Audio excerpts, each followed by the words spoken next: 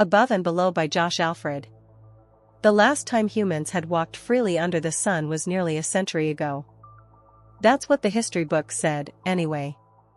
Kira had never seen these books, only digital reproductions on the community screens that lined the curved walls of Oceana, their underwater haven built 3 kilometers beneath the Pacific.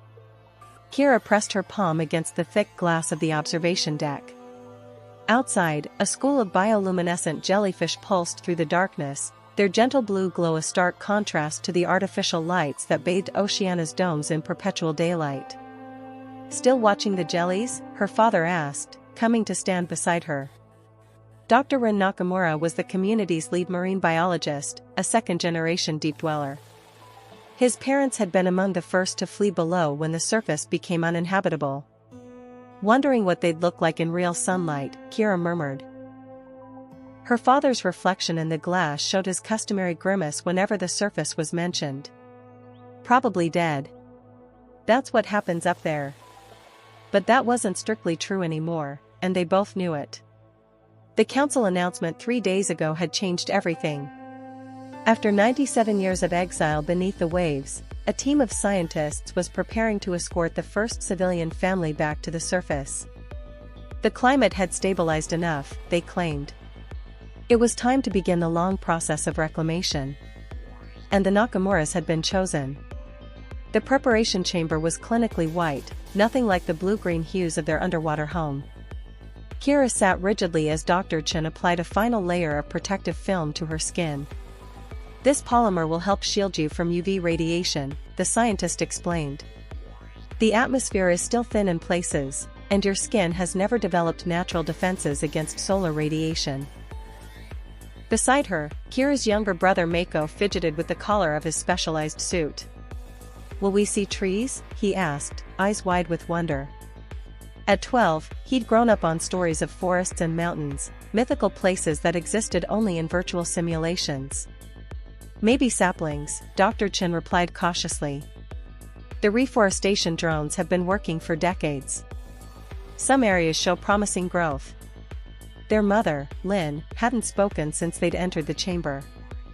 As Oceana's chief engineer, she understood better than most what they were risking.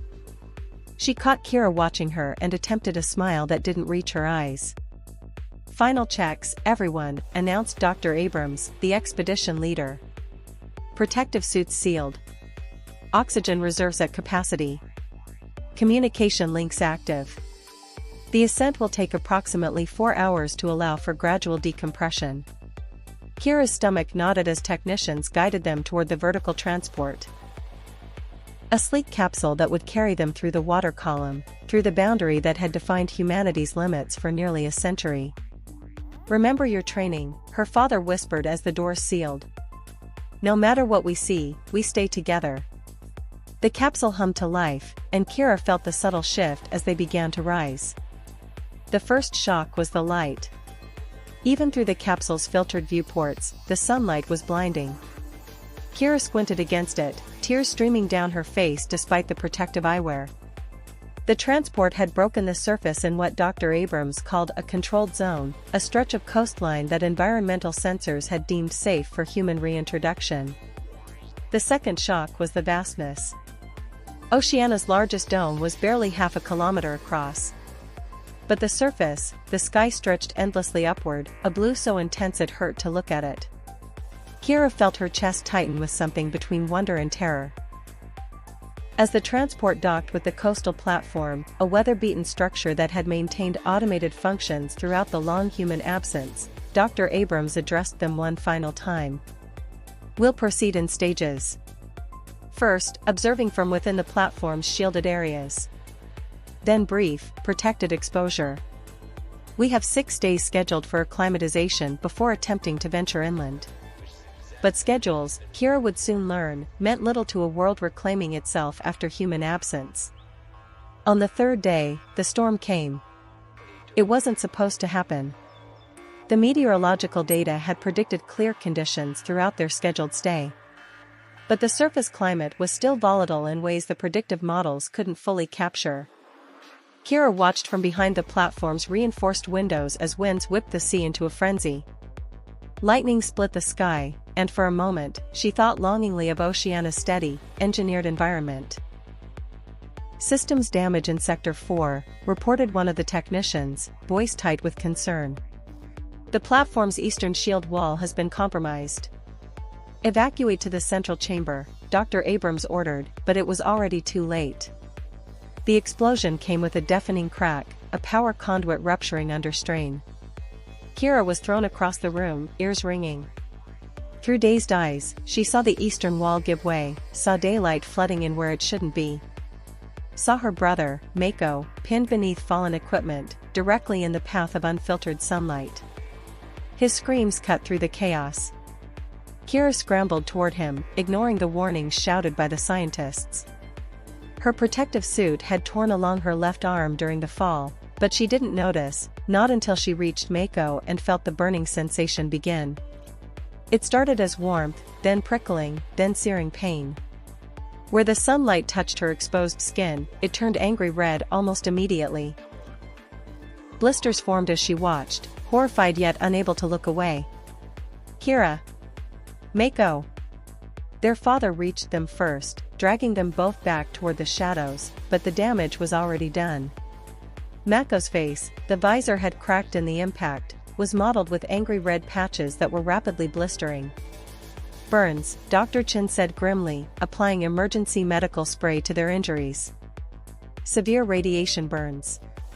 Your skin has no melanin protection, no natural defenses." Kira bit back a cry as the spray made contact with her arm. The pain was unlike anything she'd experienced in Oceana's controlled environment. "Is this what happened before?" she managed through clenched teeth. "Is this why we left?"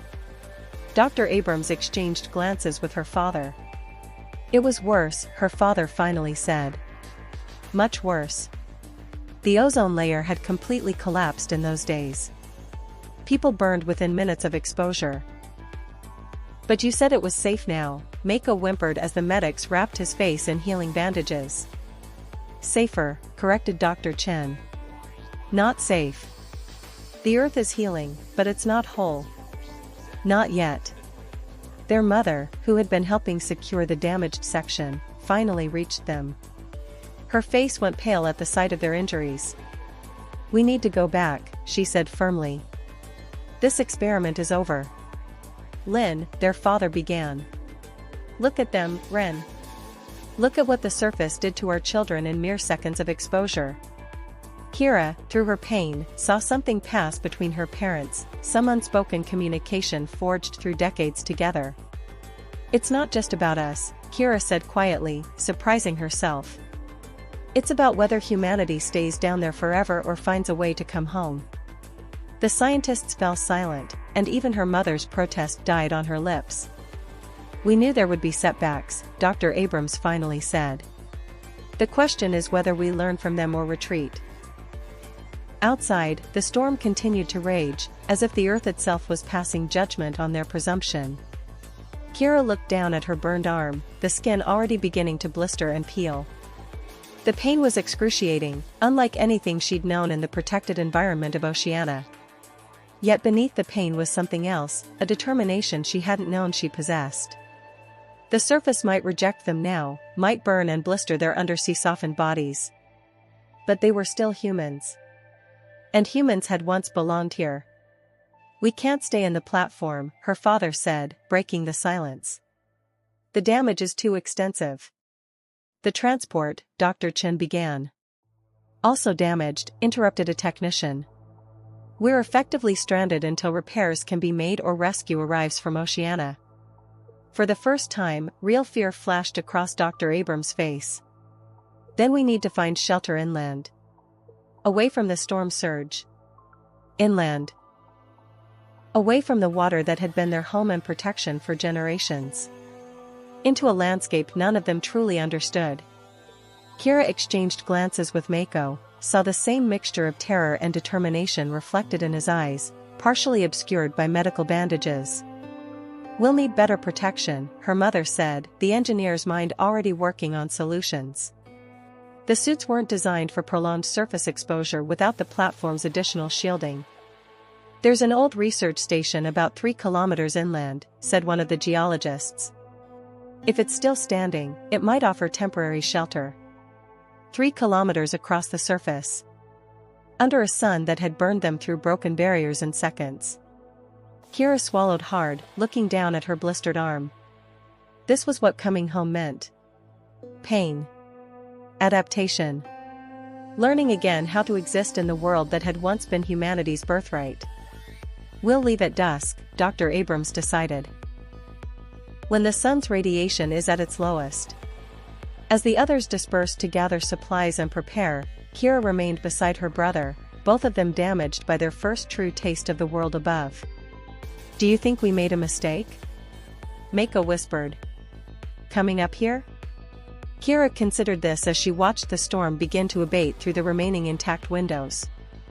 The clouds parted briefly, revealing a sunset of such vivid colors that it momentarily stole her breath.